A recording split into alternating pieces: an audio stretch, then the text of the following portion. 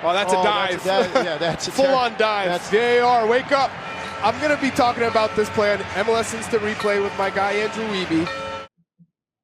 Welcome to Instant Replay, presented by Cheez-It for MLS Week 26. I'm Andrew Wiebe, as always, with Charlie Davies. Charlie, do you want to talk handballs? If so, say the magic words. Let's go. And we got 4 handballs to start the show. It's what everybody cares about this week. And just a reminder, we're doing midweek and weekend for Week 26. We start with that Seattle handball.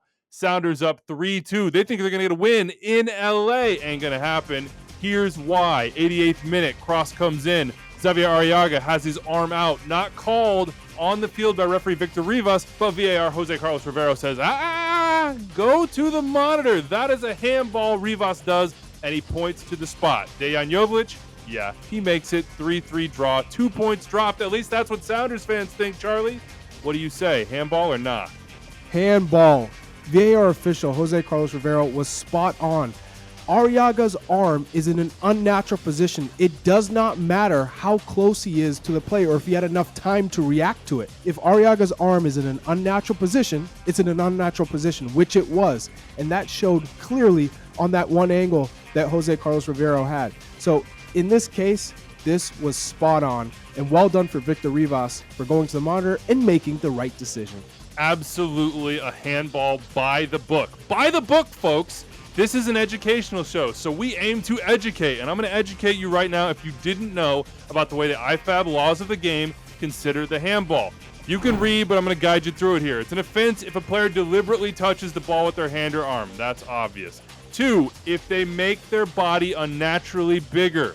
A body becomes unnaturally bigger when that hand or arm is in a position that's not a consequence or justifiable by the way they're moving in that situation. And here's the key line. By having your hand or arm in such a position, the player takes a risk of their hand or arm being hit by the ball and being penalized. So it doesn't matter if it deflects. It doesn't matter if it's 2 inches away. It does not matter. If that hand or arm is in a natural position, it is a handball. And this arm is directly stretched out away from his body in a natural position. Handball all day, every day. All right, rewind to midweek. Jack Elliott ×2 with the handballs in Week 26. This one's against Dallas in the 24th minute. Nima Sagafi is the referee. Guido Gonzalez Jr. is the VAR. This is not called on the field. There is no review, no handball, no PK here, Charlie. But in my mind, this is also a handball. Elliott's arm is out. It's outstretched. If he doesn't move it, maybe you can say it's not unnatural, but he does move it toward the direction of the ball, and that's why it hits his arm, Charlie. For me, this is a handball. Jack Elliott's arm goes out and then comes back in to make contact with the ball. So for me, Dallas should have been heading to the spot. All right, more Jack Elliott. 3rd minute, DC Philly at the weekend. Philly absolutely beat him down, but it was 0-0 when this call did not happen. Elliott once again has his arm in Christmas tree position. This seems to be how he defends shots in the box, and I get it. I understand he's trying to move across, but that arm just holds and stays, Charlie, and it's far enough out from the body, and his reaction tells me a lot here. He sort of shakes his head. He thinks that's a penalty, at least in my opinion, and I think that should have been a penalty. To me, when that shot is coming, he has an opportunity to get those arms in a position that would not be in a position to block the ball. And instead, he just sort of freezes, and it takes it right up the arm. His arm is left away from his body to make it bigger. In this case, he does put his head down. He knows that this should be checked for a handball because his arm was actually outstretched away from his body. Man, Jack Elliott lucky 2 times. I think Justin Meram got lucky too. Here's our 4th handball, RSL Vancouver, 15th minute. This is a little bit different than the Arriaga play because Arriaga was at least facing the ball. Meram's not. But Meram's arm is not in a natural position, Charlie. It is outstretched away from his body, and Lucas Cavallini heads the ball off his arm. To me, this is a penalty as well. It is. His arm is away from his body.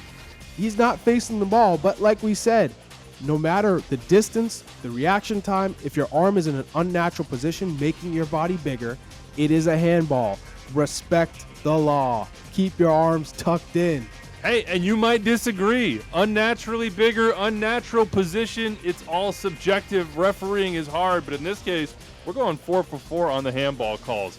I'm going to guess we're going to agree on this one as well. Rafa Schihos, 46th minute, NYCFC up 1-0 on Chicago. They're about to be 2 up, but Charlie, he got fouled, didn't he? He got stepped on. Editor Phil, hit it for me one time. As you can see, yes, he was surprised by the press from New York City FC, but he gets stepped on, and it's clear and obvious that this stud is actually going on top of his foot. This should be a foul. This should have come back because it is clear and obvious that the player was fouled. She-Host has a real right to be upset with this call. I completely agree with you on that one. And I completely agree with you on the Milovic penalty in that Montreal-New England game. Now, this isn't going to change the result for the Revs. They're down 3-0. They're going to lose this game. But we do have to take a look at this one because, as you said on the broadcast, actually, let's just hear what you did say on the broadcast. Right here. Woo! He goes for a 10 on that dive. Yes, that's a 10 for a dive, folks. To the podium, Milovic goes because he is Olympic quality on this one. He is looking for a call. He's looking for contact. He creates the contact. We often disagree, Charlie, or at least I don't see it the same way you do, about the way those foot drags telegraph dives. But this one is so telegraphed that I cannot miss it. He is looking for it, and I can't believe it is shocking to me that Chris Pinso went to the monitor after VAR. Tim Ford flagged him and said, I'm sticking with this call. The contact that occurs, and there is a little bit of contact, just a tad, comes because Milovic drags his foot super wide into Omar Gonzalez. Omar Gonzalez doesn't initiate that contact. The contact happens as Milovic is throwing himself to the ground. This, for me, never a penalty. But, Charlie, midweek, Revs, Christian Makoun, I do think that was a penalty, and I know Bruce Arena doesn't agree, but I'm checking two things. One, Makoun with the left hand on the right shoulder of Ayo Akinola with the little pull, the yank. He never gets the ball, and he goes down without getting the ball, obstructing Ayo as well. I think this is a penalty. No way you're going to go to the monitor and reverse this one. If a defender goes to ground and doesn't make contact in the box, it's rule number one as a defender. Only go to the ground if you're going to win the ball. In this case, he doesn't. And with that arm pull on Ayo Akinola's shoulder, you can tell that this, for me, is a penalty. And there is absolutely no way that this could be overturned from that contact. Cincinnati Red Bulls. Red Bulls got a PK in the 19th minute. Game ended 1-1. Cincinnati fans did not like it. Reyes got kicked by Moreno in the box. They say, oh, no, not clear and obvious. Oh, no, not a foul. What do you say? I say, clear and obvious. Reyes is making a play on the ball just before Moreno goes to clear it. This is a penalty all day, every day. In my opinion, I don't know how you don't call that a penalty. He was absolutely kicked in the foot as he played that ball. Yeah, Moreno gets nowhere near the ball. I mean, he kicks Reyes' foot out from underneath him with serious power. Call me crazy, but I want to live in a world where if you do that in the box, it's a PK every single time. Oh, and one more play. Big thanks to Atlanta United Twitter for flagging us on this one and a bunch of others that I'll run through quickly. Number one, Santiago Sosa's second goal. Yeah, he pushes off with two hands. That's a foul, folks. That's going to get called. 2, Mosquera, clearly and obviously offside. So, yeah, don't let that one continue. 3, did Thiago Almada get pushed by Jonathan Mensah? Oh, yeah, there was a little push, but it's never enough contact to be called a penalty kick. Got to get stronger or go down if you want to call Almada. And 4, let's take a closer look at the handball. Surprise, surprise, that Atlanta wanted on Jonathan Mensah. 63rd minute, shot comes in. Mensah's arm, I must say, is in an unnatural position. So if the ball hits the arm, I'm going to say PK all day, every day. I want to point out, though, that the referee, Joseph Dickerson, is standing right in front of this one. I mean, like 10 yards away with a perfect line. He has a better view than we have on any angle I saw on the broadcast.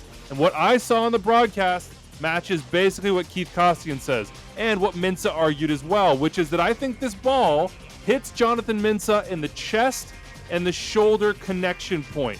Right here where your chest connects to the shoulder. And if you look at the IFAB laws and what is and is not a handball, from about the deltoid up, that's not considered arm. That is your shoulder. That is not going to be a handball if it hits that point. And since I think it hits that joint and basically the armpit region, I don't think this hits Jonathan Mensah on the arm, and neither did Joseph Dickerson. I think this is a good no call. All right, if you see something, say something. We're always here to get your opinions on refereeing, even if we might not agree with them. Here are the Twitter handles. You can always tweet me. I'm up late nights doing things I shouldn't be doing when it comes to Major League Soccer and referee decisions. All right, that's it for us. Big thanks to our producer and editor on this one, the intrepid Phil Levanco. We'll see you next time.